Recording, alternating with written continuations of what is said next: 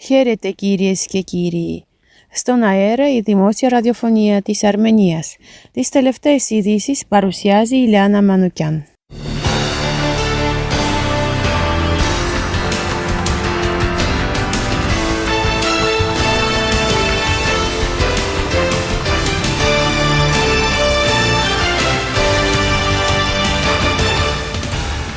Ο Πρωθυπουργός της Αρμενίας Νικόλ Πασινιάν δεν θα συμμετάσχει στο Παγκόσμιο Οικονομικό Φόρουμ στο Δαβός. Αυτό ανέφερε ο Αρμέν Χατσατριάν, επικεφαλής του Τμήματος Πληροφοριών και Δημοσίων Σχέσεων του Γραφείου του Πρωθυπουργού στο Factor AM. Δεν έχει προγραμματιστεί τέτοια επίσκεψη αυτό το έτος, είπε. Λεπτομέρειες σχετικά με το γιατί ο Πρωθυπουργός δεν συμμετέχει στην εκδήλωση δεν αναφέρονται από την κυβέρνηση. Ο Πασινιάν συμμετείχε σε αυτό το φόρουμ το 2019. Το ετήσιο Παγκόσμιο Οικονομικό Φόρουμ εγκαινιάζεται σήμερα σε Ελβετικό Χιονοδρομικό Κέντρο μετά από διετή διακοπή λόγω της πανδημίας του κοροναϊού. Σε εκδήλωση θα συμμετάσχουν περισσότεροι από 50 αρχηγοί κρατών και κυβερνήσεων. Ο πρόεδρος του Αζερμπαϊτζάν Ιλχάμ Αλίεβ θα συμμετάσχει στο φόρουμ και θα εγγραφεί ως συμμετέχον σε συζήτηση πανέλ για τον Ευρωασιατικό Μεσαίο Διάδρομο, γράφει ο E-Daily.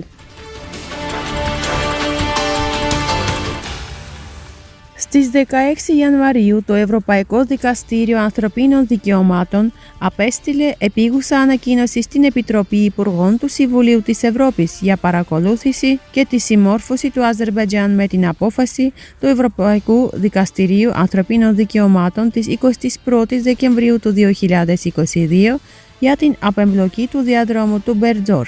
Τα παραπάνω αναφέρει το γραφείο του Αρμενικού Αντιπροσώπου για τις διεθνείς νομικές υποθέσεις στην επίσημη σελίδα του στο Facebook. Στις 22 Δεκεμβρίου του 2022, το Αζερμπαϊτζάν προσέφηκε στο Ευρωπαϊκό Δικαστήριο για την ακύρωση της απόφασης για την εφαρμογή προσωρινού δικαστικού μέτρου.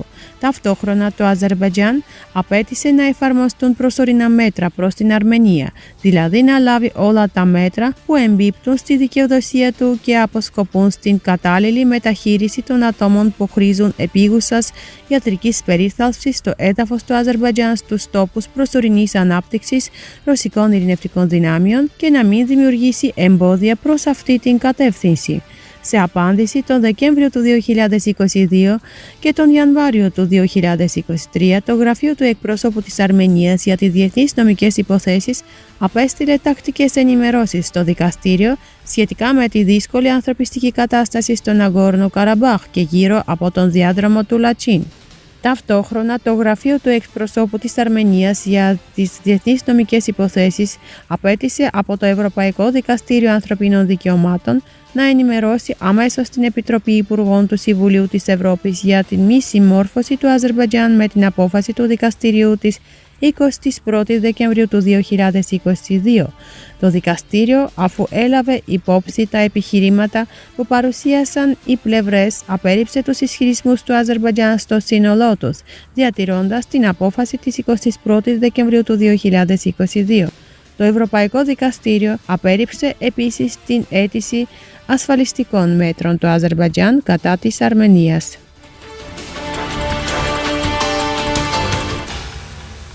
Λόγω του αποκλεισμού από το Αζερμπαϊτζάν του μοναδικού δρόμου που συνδέει το Αρτσάχ με την Αρμενία, οι προγραμματισμένες χειρουργικές επεμβάσεις συνεχίζουν να αναστέλλονται στα ιατρικά ιδρύματα που υπάγονται στο Υπουργείο Υγείας της Δημοκρατίας της Αρμενίας. 14 παιδιά βρίσκονται στις μονάδες νεογνολογίας και εντατικής θεραπείας του Ιατρικού Κέντρου Αρεβίκ.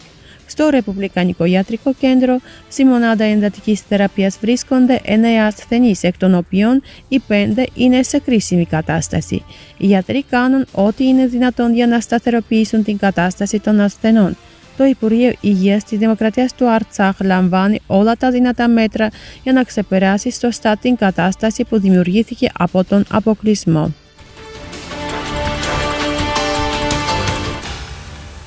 Η Γαλλίδα βουλευτής Αν Λόρενς Πέτελ ρώτησε την πρόεδρο της Ευρωπαϊκής Επιτροπής Ούρσουλα Φον ντερ Λέιν για τον αποκλεισμό του διαδρόμου του Λατσίν και την ανθρωπιστική κρίση στο Ναγκόρνο Καραμπάχ.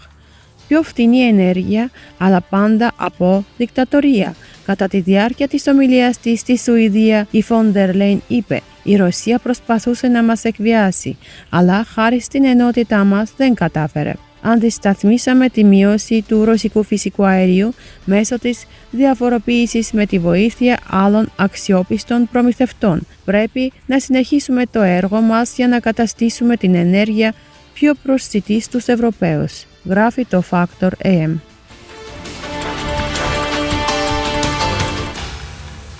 Το αρμενικό τμήμα του Πανεπιστημίου της Καλιφόρνιας στο Λος Άντζελες θα έχει μάθημα αρμενικού ντουντούκ. Πιστεύω ότι αυτό είναι ένα μεγάλο επίτευγμα όχι μόνο για το ίδιο το αρμενικό μουσικό όργανο, το ντουντούκ, αλλά και αποτελεί ένα σημαντικό επίτευγμα για όλους μας.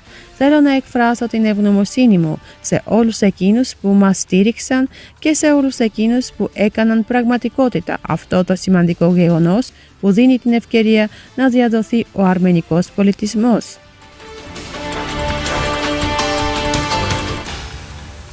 Κυκλοφορούν ορισμένες αναφορές ότι η Αρμενία ενδιαφέρεται για την προμήθεια όπλων από την Ινδία και την εκπαίδευση πιλότων για ρωσικά μαχητικά αεροσκάφη Su-30SM Flanker. Αν και μια τέτοια συμφωνία δεν έχει ακόμη επιβεβαιωθεί, το Νέο Ντελχή μπορεί σίγουρα να αναβαθμίσει σημαντικά αυτά τα μαχητικά για την Αρμενία, σύμφωνα με το περιοδικό Forbes. Ο συγγραφέας του Forbes, Paul Eadon, ο οποίος καλύπτει στρατιωτικά και πολιτικά ζητήματα στη Μέση Ανατολή, γράφει ότι η Ινδία διαθέτει έναν τεράστιο στόλο μαχητικών Su-30 Flanker, τα περισσότερα από τα οποία κατασκευάζονται από το Νέο Ντέλχη. Εκτός από την εκμετάλλευση ενός τέτοιου μεγάλου αριθμού μαχητικών, η Ινδία σε διάστημα 20 ετών έχει επίσης αποκτήσει και αναπτύξει έναν τεράστιο αριθμό μη ρωσικών όπλων. Αυτό που κάνει τα ιδανικά Su-30 να ξεχωρίζουν από τα Flanker που χρησιμοποιούν σε όλο τον κόσμο είναι ότι αποτελούν έναν τέλειο συνδυασμό διαφόρων όπλων, αισθητήρων και ηλεκτρονικών συστημάτων από όλο τον κόσμο, ανέφερε στα τοπικά μέσα ενημέρωσης ένας έμπειρος Ίνδιος πιλωτός που πιλωτάρει τα μαχητικά. Μεταξύ άλλων, αυτά περιλαμβάνουν την επί του σκάφους έκδοση του εγχώριου υπερηχητικού πυράβλου Cruz Bahmos, ο οποίος προσδίδει στο Su-30 MK σημαντικές δυνατότητες αντίμετρων, καθώς και τον πύραυλο αέρος Άστρα. Οι αμυντικοί δεσμοί μεταξύ της Ινδίας και της Αρμενίας έχουν αυξηθεί σημαντικά τους τελευταίους μήνες. Το Ερεβάν έγινε ο πρώτος ξένος πελάτης για το ινδικής κατασκευής σύστημα πυράβλων πολλαπλών εκτοξεύσεων πίνακα, παραγγέλλοντας 4 μπαταρίες το 2020 αξίας περίπου $25 εκατομμύριων. Επιπλέον και οι δύο χώρες ανησυχούν για τους αυξανόμενες τριμερείς στρατιωτικούς δεσμούς μεταξύ της Τουρκίας, του Αζερμπαϊτζάν και του Πακιστάν. Ως εκ τούτου, θα ήταν λογικό για την Αρμενία να συνεργαστεί στην ανάπτυξη του στόλου Su-30, αναφέρει το άρθρο. Το 2019 η Αρμενία απέκτησε 4 Su-30. Τα αρμενικά Flanker δεν χρησιμοποιήθηκαν εναντίον του Αζερμπαϊτζάν καθ' όλη τη διάρκεια του πολέμου του 2020 στον Ναγκόρνο Καραμπάχ, επειδή δεν διέθεταν το σημαντικό όπλο των κατευθυνόμενων πυρομαχικών αέρος επιφανείας. Η αποστολή αυτών των μαχητικών στη μάχη με μη κατευθυνόμενες πυράβλους θα προκαλούσε αναμφίβολα απώλειες και θα ήταν ελάχιστα χρήσιμη στο πεδίο της μάχης, σημειώνει η εφημερίδα, προσθέτοντας ότι κατά τη διάρκεια του πολέμου το Αζερμπαϊτζάν κατέστρεψε αρκετές αρμενικές αντιαεροπορικές άμυνες χρησιμοποιώντας Ισραηλινούς κατασκευής drone Harop. Το άρθρο αναφέρει ότι η Αρμενία ανέμενε αρχικά να αγοράσει τουλάχιστον 2 Su-30. Δεν είναι ακόμη σαφές αν η Αρμενία θα αγοράσει 8 ακόμη από αυτά τα μαχητικά δεδομένης της προηγούμενης εμπειρίας της.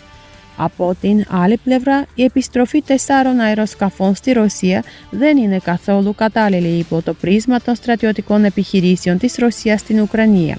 Τον περασμένο Μάρτιο, το Ερεβάν είχε ήδη διαψεύσει τις φήμες ότι είχε επιστρέψει στη Μόσχα τα αεροσκάφη Flanker που είχε χρησιμοποιήσει στον εν λόγω πόλεμο. Σύμφωνα με το συγγραφέα του άρθρου, η απόκτηση του Su-30 από την Αρμενία θα χρησιμεύσει ως πρόσχημα για το Αζερμπαϊτζάν να αποκτήσει το μαχητικό GF-17 Thunder που έχουν αναπτύξει από κοινού η Κινία και το Πακιστάν, κάτι που επιθυμεί να κάνει εδώ και χρόνια. Οι Ινδοί μηχανικοί ενδέχεται να τροποποιήσουν το αεροσκάφος έτσι ώστε να μπορεί να μεταφέρει άστρα ή ακόμη και μπραχμός, επιτρέποντας την Αρμενία να πλήξει στόχους βαθιά μέσα στο Αζερμπαϊτζάν.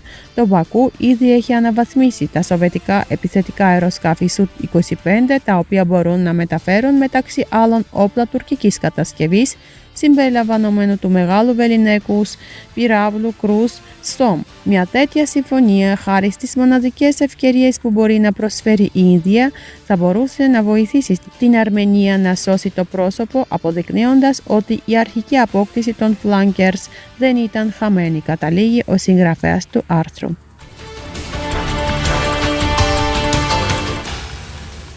Αυτά για σήμερα. Για περισσότερες πληροφορίες επισκεφτείτε το El Arm Radio AM. Καλή συνέχεια.